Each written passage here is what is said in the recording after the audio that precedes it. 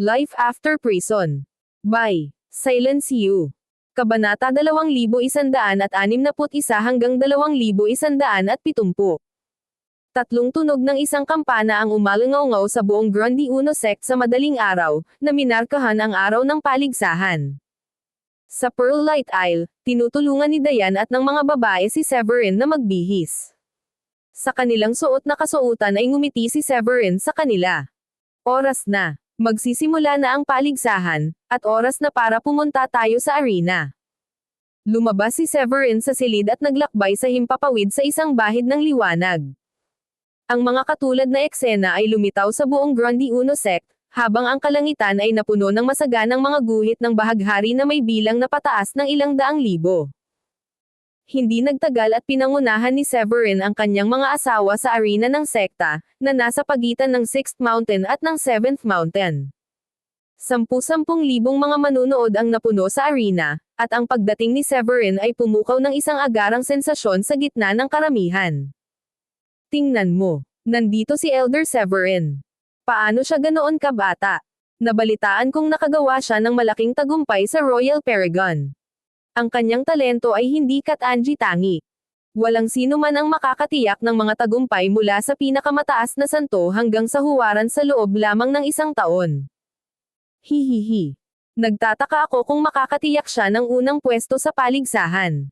Malaki ang tsansa niya, sa aking palagay. Wala na akong maisip na ibang tao bukod sa kanya na may lehitimong tsansa na makuha ang unang pwesto. Kalmadong lumapit si Severin sa arena at hindi pinansin ang hubbub. Maraming matatanda na ang naghihintay sa mataas na plataporma sa itaas ng arena. Halika at maupo ka, Severin. Alok ni Miles. Salamat, Pickmaster Miles. Tinanggap ni Severin ang imbitasyon at pinuna ang kanyang mga asawa bago umupo sa tabi ni Miles. Sinulyapan ni Severin ang mga masiglang kalahok sa karamihan at binanggit si Miles. Lahat ay sabik na sabik sa paligsahan. Pero syempre, sagot ni Miles. Ang kahalagahan ng tournament na ito ay hindi limitado sa mga laban para sa mga pangunahing disipulo. Maging ang mga elite na disipulo ay nag-aagawan ng pwesto sa ranggo dahil sa mga gantimpala na ibibigay sa kanila ng sekta. Tumango si Severin. Alam niya na ang nangungunang 300 disipulo sa paligsahan ay makakatanggap ng kaukulang mga gantimpala. Kahit na ang mga gantimpala ay hindi partikular na sagana, ang mga table toss at mababang uri ng espiritual na kayamanan ay pinahahalagahan ng mga piling disipulo, dahil karamihan sa kanila ay hindi gaanong talento sa alchemy hindi tulad ni Severin. Ang pinakamataas na daan ay bibigyan ng karagdagang Crystal Spring Peel, habang ang pinakamataas na 50 ay makakakuha ng katamtamang kalidad na espiritual na mga kayamanan, ang nangungunang 10 lamang ang bibigyan ng mas malaking gantimpala na sumasaklaw sa mga espiritual na kayamanan, mga pamamaraan, at mga table toss. Maraming pamilyar na mukha ang nakita sa karamihan, ngunit hindi masyadong inisip ni Severin ang kanilang presensya. Kabilang sa kanila si Xiam, na tinalo niya, si Radon, at hindi bababa sa lahat ng mga pangunahing disipulo tulad nina Celeste at Raymond. Tahimik na pinagmamasdan ni Severin ang karamihan at napansin na karamihan sa kanila ay mga piling disipulo. Kakaunti lang ang level 9 Supreme Saint, at 2 lang ang napansin niya ay sina Celeste at Raymond. Siya ang tanging huwaran sa sandaling ito, dahil ang natitirang mga pangunahing disipulo ay hindi pa dumarating.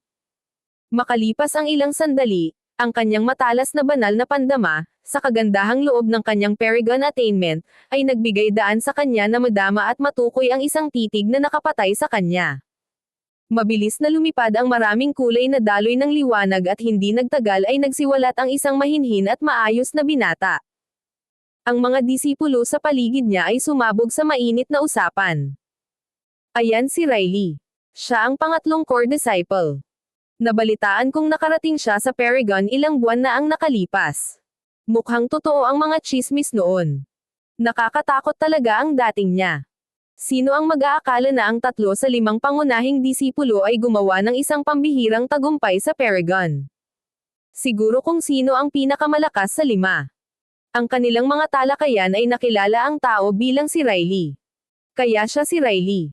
Sa taon mula nang sumapi siya sa sekta, Dalawa lang ang kilala ni Severin sa 5 pangunahing disipulo, sina Celeste at Raymond. Ang iba pang 3 ay nanatiling enigmas na bihirang magpakita sa publiko. Iyon ang unang pagkikita ni Riley kay Raymond. Napagtanto na ang puot ay nagmumula kay Riley, naisip ni Severin sa kanyang sarili. Siya siguro yung tipong mapaghiganti. Sa kabila ng hindi kailanman nakipagkita o nakikipag-ugnayan kay Riley, ang galit na ipinakita ni Riley ay iminungkahi kay Severin na ito ay maaaring resulta ng kamakailang pagtaas sa Paragon. Sa 5 pangunahing disipulo, si Raymond at Celeste ay bahagyang mahina.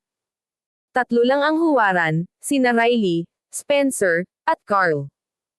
Ang torneo ay ang kanilang oras upang lumiwanag, at natural lamang para sa kanila na malungkot kapag nagpakita si Severin nang wala saan. Binawi ni Severin ang kanyang tingin. Ang kanyang relasyon kay Riley ay purong mapagkumpetensya at walang anumang sama ng loob.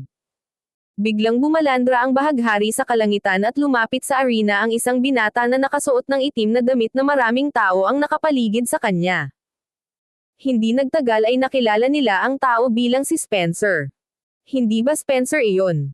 Nabalitaan ko na mayroon siyang elementong konstitusyon na kilala bilang True Dragon Constitution.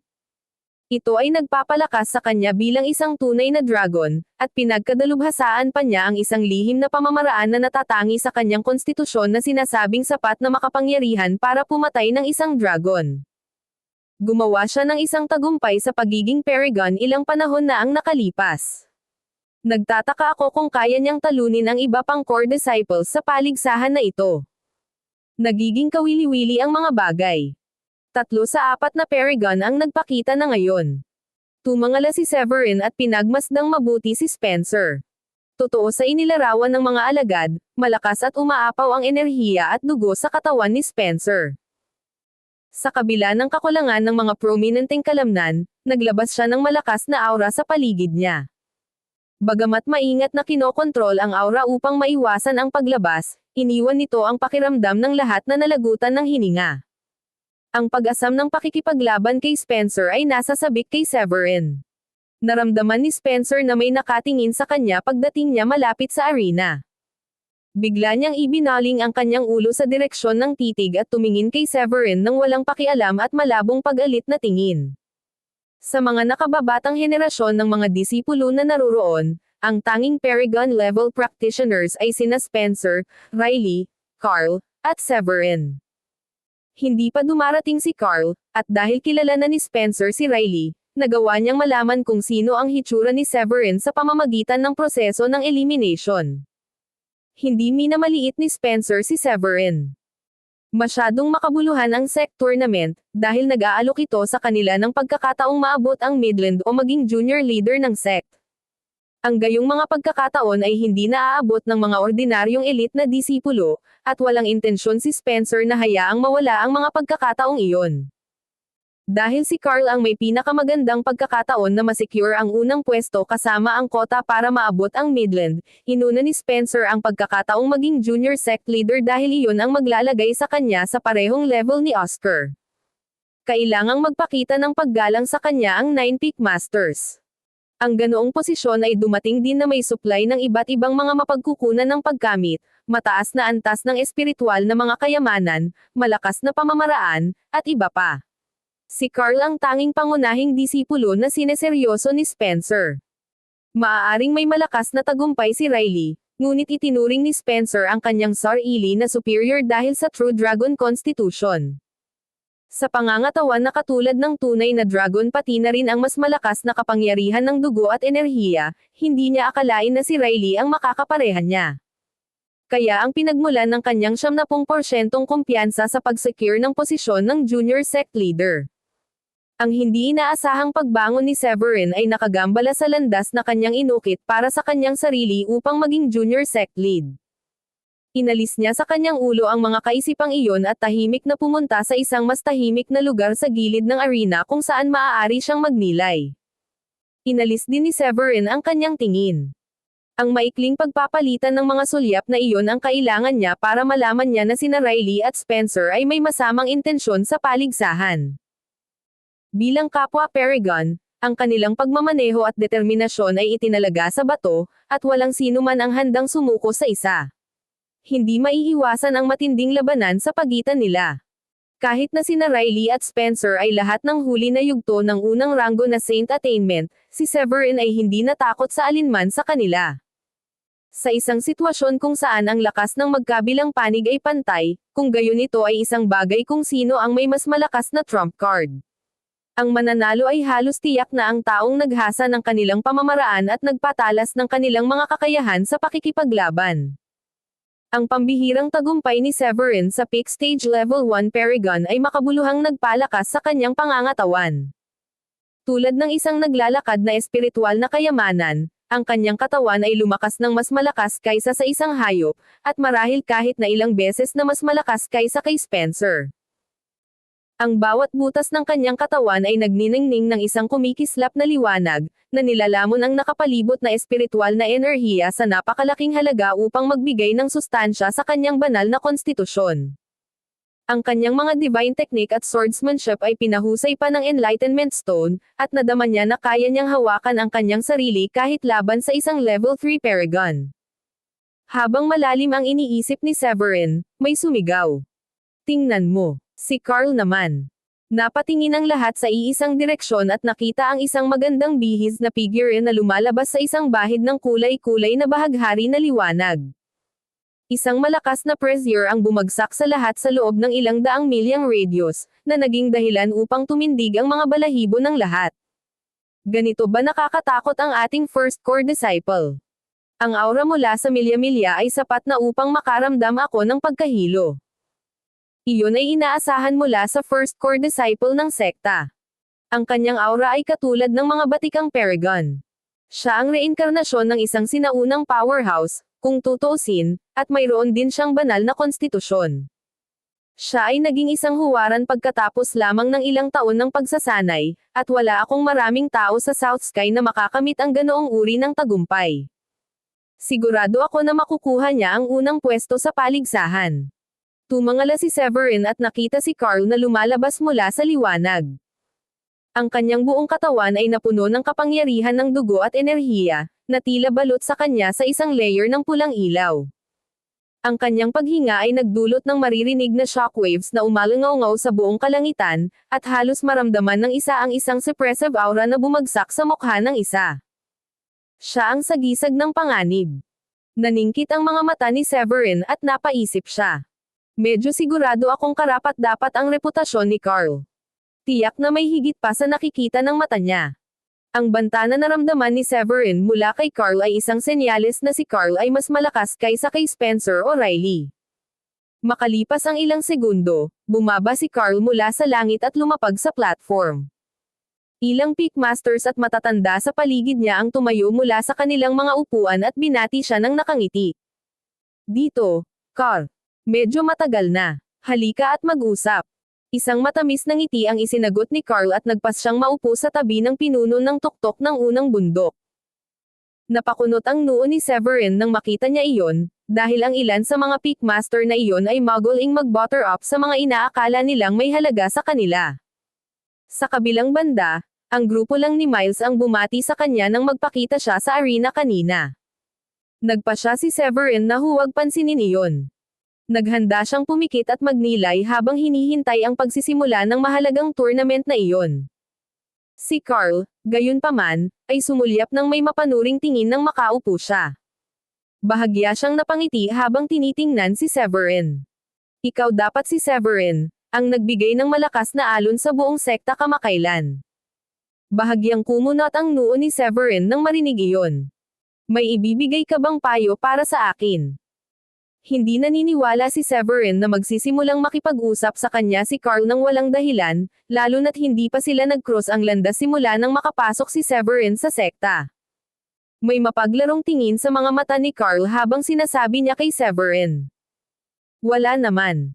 Napakahusay mo. Nakagawa ka ng isang pambihirang tagumpay mula sa Supreme Saint tungo sa isang Paragon sa loob lamang ng isang taon, isang kahanga-hangang gawa na narinig ko ang tungkol dito kahit noong ako ay nasa pag-iisa. Ang mga pananalitang iyon ay parang papuri, ngunit may mga bakas ng pangungutya at pangungutya. Ang pinakamahusay na paraan upang mapunta sa ulo ng isang tao ay upang hampasin ang kanilang ego. Ipinagpatuloy ni Carl ang kanyang maliit na pagdududa at tumingin kay Severin sa paraang mapagkunwari. Sa wakas, may kalaban na akong karapat-dapat sa aking atensyon. Sana ay gawin mo ang iyong makakaya sa paligsahan. Huwag kang masyadong mabilis matalo. Bahagyang lumubog ang ekspresyon ni Severin at nakaramdam siya ng matinding pagkabalisa. Bahagyang mayabang si Carl ay nakabunot ng kaunting ngiti kay Severin. Hulaan ko na kailangan kong ilabas ng lahat ng lakas ko pagkatapos. Muling tumutok si Severin at pumikit para magnilay.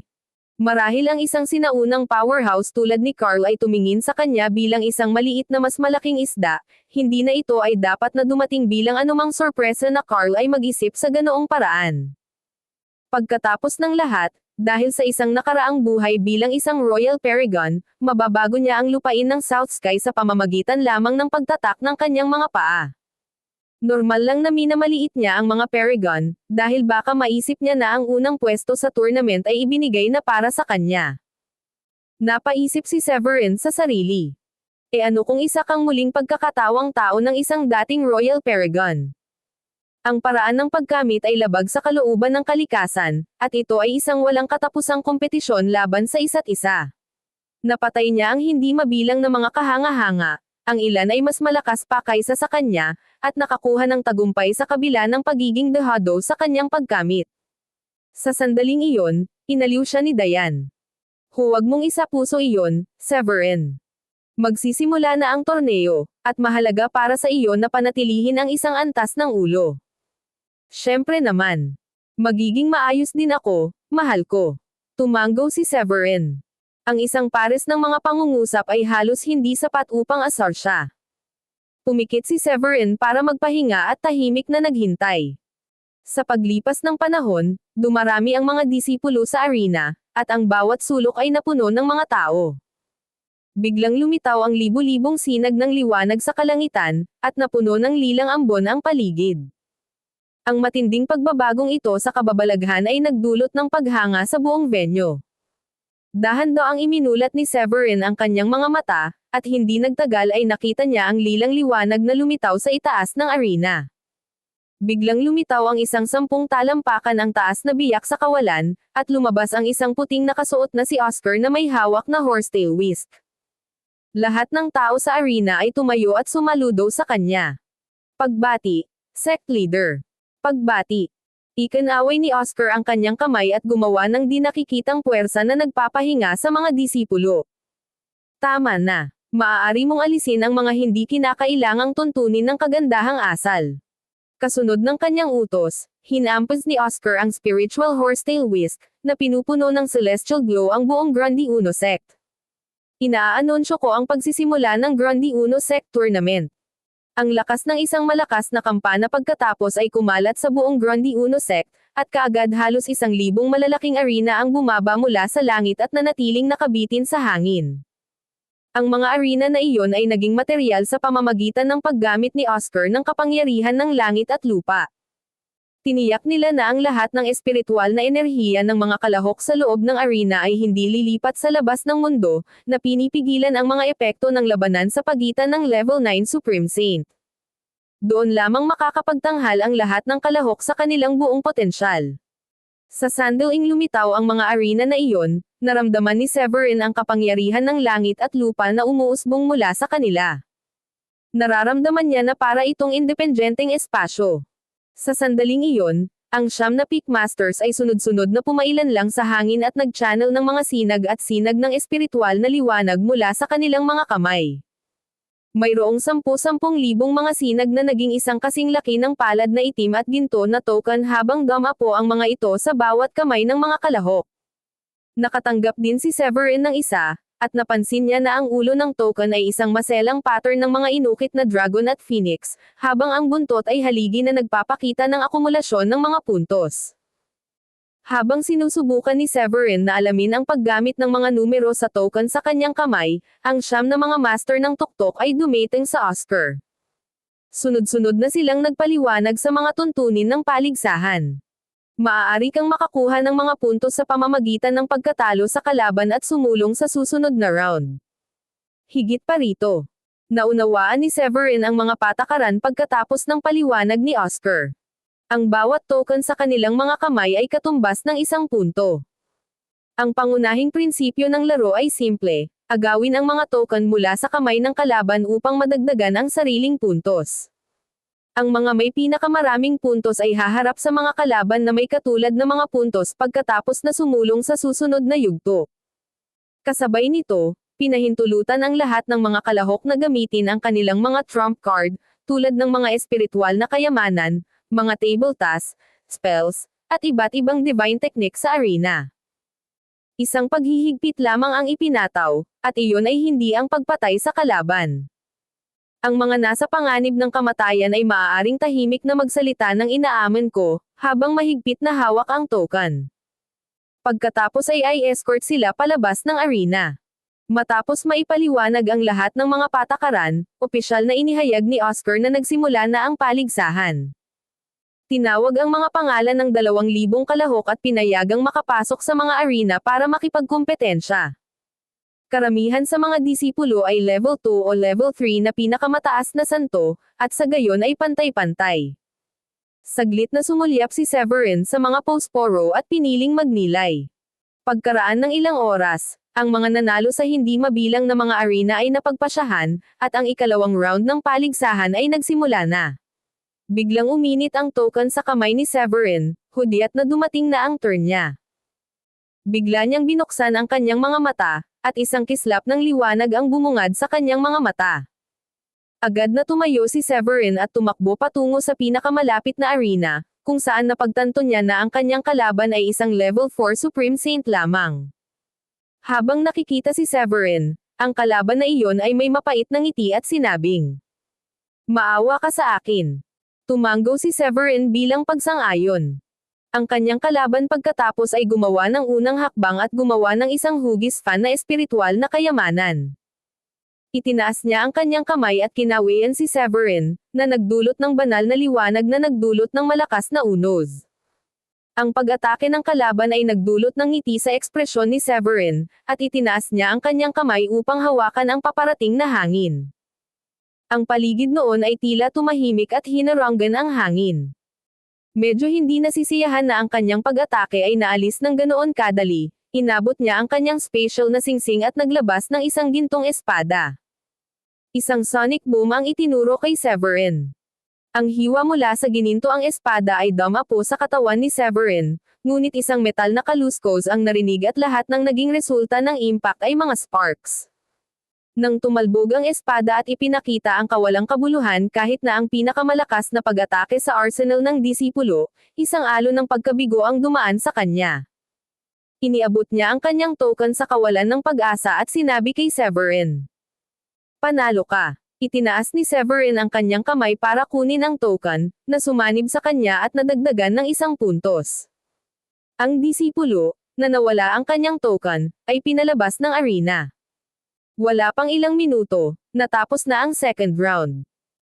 Dumating ang ikatlo at ika-4 na round, at ang antas ng pagkamit ni Severin bilang isang huwaran ay nagbigay daan sa kanya upang masungkit ang madaling mga tagumpay laban sa marami sa mga disipulo, na ang lakas ay nasa antas 6 o antas 7.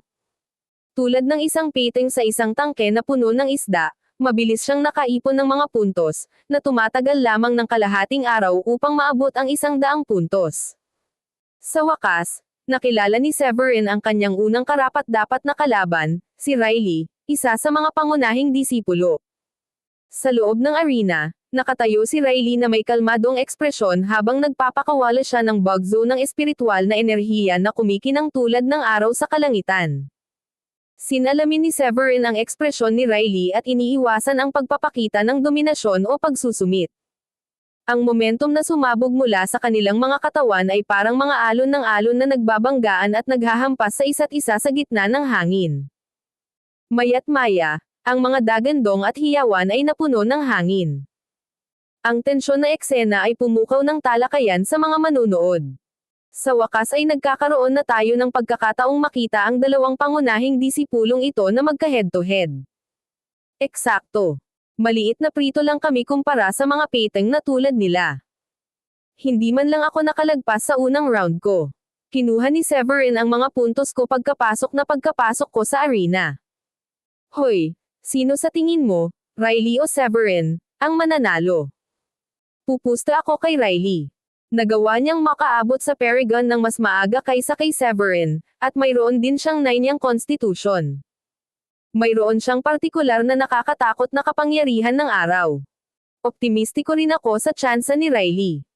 Narinig ko na kaya niyang palayasin ang mga practitioner na nakalusot lang sa Paragon noong level 9 Supreme Saint pa lang siya. Sa puntong iyon, gumanti ang mga taga-suporta ni Severin. Minamaliit ninyo si Severin. Nakalimutan mo na ba ang narating niya sa Arctic Heights? Si Severin ay umasa sa kanyang level 8 Supreme Saint attainment para talunin ang mga taong mas malakas sa kanya tulad ni Uzer at Sean. Tumanggo naman ang iba bilang pagsang-ayon. Pareho silang mga kamangha-mangha, kaya sa tingin ko ang mga pagkakataon ay medyo pantay. Ang kanilang talakayan ay natural na umabot sa mga tainga ng ilang mga kahanga-hangang tao na nanonood ng labanan mula sa isang kalapit na plataporma. Nagsisimula ng mag-alala ang mga asawa ni Severin, nakitang-kita sa kanilang mga mataimtim na ekspresyon, ngunit tahimik lang silang nakaupo sa tabi ni Miles sa pag-asang magiging maayos ang lahat. Si Diane, sa partikular, ay tila ang pinaka-nag-aalala sa kanilang lahat. Kahit na si Severin ay isang Paragon, si Riley ay hindi isang mahina. Nag-aalalang sinulyapan ni Gilda si Woolrich at nagtanong. Sa tingin mo ba mananalo si Severin, tatay? Magiging maayos siya. Buo ang tiwala ko sa kanya. Sabi niya sabay tingin sa dalawang contestant sa arena. Si Spencer, na nakaupo sa malayo, ay nagkaroon ng hindi mahahalata na kagalakan dahil ang pagkawala ni Riley o Severin ay nangangahulugan ng pag-aalis ng isang katunggali. Sa malayo, tinitigan ng nakaputing si Celeste si Severin at tahimik na sinabi sa sarili. Sana manalo ka, Severin. Severin.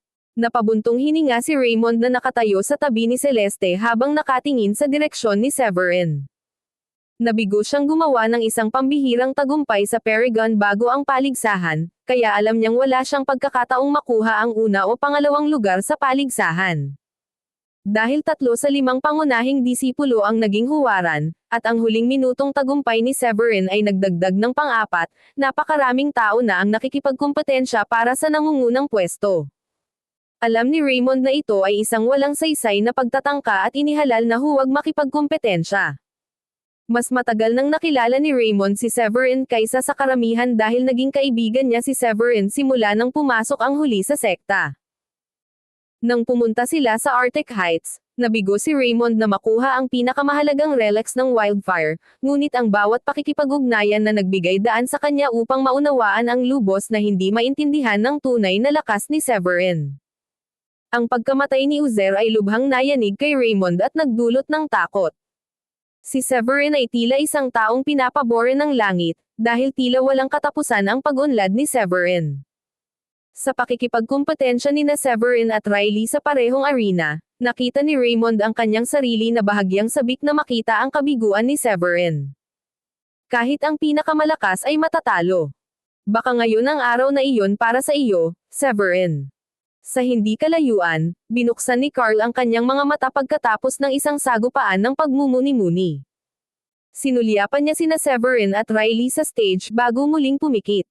Maaaring nakapukaw ng atensyon ng marami ang matinding labanang iyon, ngunit itinuring ito ni Carl na parang isang hamak na tunggalian sa pagitan ng dalawang langgam. Kasabay nito, ang mga Pickmaster ay nakatayo ng mataas sa kalangitan at pinagmasdan ang pakikipaglaban kay Oscar. Ang mga ekspresyon sa kanilang mga mukha ay iba-iba, na ang una hanggang ika-5 ay may medyo walang pakialam na mga ekspresyon. Medyo nakaramdam ng kaba si Miles ng 7th Mountain at medyo nakasimangot. Hindi niya inaasahan na makakaharap ni Severin ang napakabigat na kalaban sa simula pa lang. Nag-aalala rin si Daniela. Si Riley ay isang huwaran, at sa gayon ay nagkaroon ng kakilakilabot na lakas. Sinuportahan nila noon si Severin at binigyan siya ng maraming mapagkukunan, lahat ng ito ay mauuwi sa walang kabuluhan kung maalis si Severin sa mga kamay ni Riley. Napansin ni Lesion ang kanilang mga ekspresyon at tumawa. Sino ba ang mag-aakala na ang napakalaking sagupaan sa pagitan ng dalawang kababalaghan ay mangyayari kaagad? Si Severin kaya ang mananalo? O si Riley? Paano kung tumaya tayo kung sino ang mananalo? Ang unang 5 Peak Masters ay mga taga-suporta ni Carl, kaya maliwanag na natuwa sila sa nalalapit na pag-aalis ng alinman sa kanila. Sa mungkahi ni Lesyon, sinabi ni Holvyang Stant, ang pang-apat na Peak Master. Ilalagay ko ang aking taya kay Riley kung gayon. Pagkatapos ay kumuha siya ng isang 8th grade na tableta at ipinakita ito sa lahat bilang kanyang taya. Ngumiti si Mel Orangemel ng Third Mountain at nag-alay ng isang piraso ng ginto. Kay Riley din ang taya ko. Ibilang mo rin ako. Hindi nagtagal ay naikast ang mga taya, at ang unang 5 Peak Master ay tumaya sa tagumpay ni Riley. Umasim ang mukha ni Miles, dahil alam na alam niya ang intensyon sa likod ng kanilang mga aksyon. He then declared in a cold tone. Pupusta ako sa pakapanalo ni Severin. Nag-aatubili na sumunod sina Daniela, Rowan, at Laika kahit na alam nila ang kahihiyan na kinakaharap nila sa sandaling iyon. Ang ginawa ni Lesyon ay isang malinaw na pagpapahayag ng paghamak para sa kanilang naunang desisyon na suportahan si Severin kay Carl. Life After Prison by Silencio Novel Chapter 2169. Ang pagtaya ay tila nagpapakita ng kakaibang hilig kay Riley, na naunawaan ang nangyayari at sumulyap ng masama kay Severin. Ililigtas kita sa karagdagang paghihirap kung papayag ka sa pagkatalo. Napangiti si Severin sa kanyang sarili at nakitang nakakatuwa na si Riley ay maaaliw sa ideya na ipagpalagay na siya ay papayag na matalo ng ganoon. Ang pagsasanay ng pagsusumikap para sa pagkamit ay mahalagang pagsasanay sa paghamon sa mga batas ng langit. Maaabot lamang ng isang tao ang tugatog ng kanyang kakayahan sa pamamagitan ng pagdaan sa hindi mabilang na mga hamon, at hindi mahalaga sa kanya kung iginagalang siya ng mga matatanda o hindi. Kukunin ko ang aking pagkakataon. Sagot ni Severin. Mataman niyang tinitigan si Riley, nakikita ang mapang-ipang aura ng huli. Ang espiritual na kapangyarihan ay umikot sa loob ng katawan ni Riley, na ang mga kalamnan ay humigpit sa pag-asa. Umasim ang mukha ni Riley at napasigaw siya. Hindi mo alam kung ano ang makakabuti sa'yo. Isang masasamang ngiti ang lumitaw sa mukha ni Riley, na sinundan ng isang matunog na aura. Isang malakas na unos ang bumalot sa arena, na nagwasak sa walang laman na parang hindi nakikitang mga kutsilayo at nagbunga ng nakakatusok na tunog ng pagsipol. Tumalon si Severin sa ere at itinaas ang kamay para kontrahin ang papasok na hangin. Maya-maya ay narinig ang isang matunog na putok, at agad na nawala ang hangin. Ang neutralized na pag-atake ay umani ng ngiti kay Riley. Nagpatawag siya ng espada na may 9 na talampakan ang haba, na naglabas ng Maybird na enerhiya na mabilis na kumalat sa buong arena. Ang berdeng robe ni Riley ay lumipad sa hangin dahil sa pagtaas ng enerhiya. Nabalot ng kanyang aura ang bundok at nagkaroon ng pagkamangha na parang isang sinaunang bundok. Dinurog ng shockwave ang lahat ng nasa paligid nito, at inilagay ni Riley ang lahat ng kanyang espiritual na enerhiya sa espada bago nagutos. Pugutan siya ng ulo. Bilang tugon, 1,000 talampakan ang haba na liwanag ng espada ang lumitaw sa kalangitan at hiniwa ang kalawakan sa hindi kapani-paniwalang bilis. Ang target nito ay walang iba kundi si Severin. Nagsimulang mabuo ang mga bitek sa arena na idinisenyo upang maglaman ng mga labanan ng antas siyam na pinakamataas na mga santo. Ang malakas na aura ay nagdulot ng mga shockwave na naging sanhi ng pagkalugmok ng marami sa mga disipulo. Iyan ba ang lakas ng isang Paragon? Ang lakas ng mga shockwave ay sapat para paliparin tayong lahat. Sobrang lakas niya. My goodness. Nakuha ni Severin ang ilalim ng kamay. Ang pagtanggap ay mas mabuti kaysa sa hayaan ang kanyang reputasyon na masira ng pagkawala. Narinig ni Severin ang mga bulalas ng mga nanunood, syempre, ngunit hindi siya nagkaroon ng luho na pag-isipan ang kanilang mga opinyon tungkol sa kanya dahil ang berdeng liwanag ng espada ay mabilis na papalapit sa kanya. Dahan-dahan niyang itinaas ang kanyang kamay at naglabas ng hindi mabilang na mga alon ng madilim at kulay gintong enerhiya mula sa kanyang katawan. Isang malakas na parang kampana ang umalangaw-ngaw sa karamihan. Ang dark gold bell na kasing laki ng palad ay nagkatotoo sa kamay ni Severin at lumaki hanggang sa laki ng isang burol matapos ipatawag. Tinakpan nito ang kanyang ulo, at isang alon ng enerhiya ang bumaba mula sa kampana upang bumuo ng isang proteksyon na kalasag sa paligid ng katawan ni Severin. Ang lahat ay nangyari nang napakabilis na nalampasan na nito ang reaksyon ng isang ordinaryong practitioner. Ipinatawag ni Severin ang Dark Gold Bell ilang millisecond bago namatay ang berdeng sword light. Ang kislap mula sa banggaan ay tila naubos maging ang kulay ng araw, na nagpadilim at nagdilim sa mundo. Isang napakalaking shockwave ang nagmula sa arena na Sum-Iris sa lahat sa loob ng ilang milya. Ang mga panginginig ng boses ay nakaapekto sa mga bundok na maraming milya ang layo, na parang isang lindol ang naganap. Ang pagiging nasa gitna ng pagsabog ay nagresulta sa pagkakaroon ni Severin ng napakalaking puwersa. Ang proteksyon na kalasag ay hinampas ng napakalakas na ang kampana ay nagsimulang maglabas ng sigaw. Nang makita ang pangyayaring iyon, itinuro ni Severin ang pagbuga ng espiritual na enerhiya mula sa kanyang katawan patungo sa kampana. Ang paputok na shockwave ay naging kasing bilis ng kanilang pagdating, na nagkalat sa mga aura sa kalangitan. Malakas ka, bibigyan kita niyan. Nagulat na sabi ni Riley matapos mabigang basagin ang protective shield ni Severin. Ang sorpresa ni Riley sa lalong madaling panahon ay naging mabangis na determinasyon, habang ang isang nakamamatay na aura ay sumibol mula sa kanyang mga mata. Tila nagkaroon sila ng halos solidong anyo na naglalabas ng mahinang pulang ilaw. Tulad ng isang diablo na umusbong mula sa impyerno, pinakawalan pa ni Riley ang kanyang lakas habang ibinuhos niya ang kanyang Paragon level attainment na ibinuhos sa kanyang espada. Mamatay. Pumalakpak siya sa hangin at itinulak ang sarili pasulong para salakayin si Severin. Malapit ang labanan. Napangiti si Severin nang makita niya ang intensyon ni Riley na makipaglaban at subukan ang kanilang pisikal na lakas. Gamit ang kanyang kanang kamay, ipinatawag niya ang kanyang Scarlet Sky Sword at pinakawalan ang kanyang espiritual na enerhiya. Napunit ang enerhiya sa kawalan, at nawala siya sa isang kisap mata habang patungo siya kay Riley.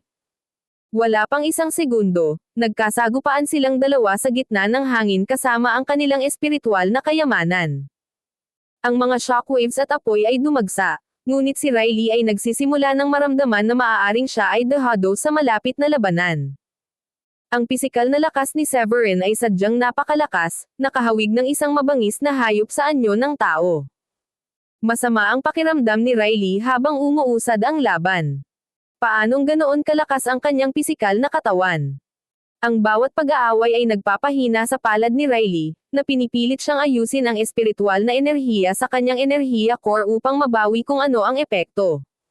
Si Severin naman ay puno ng lakas, kumpiyansa, at fighting spirit.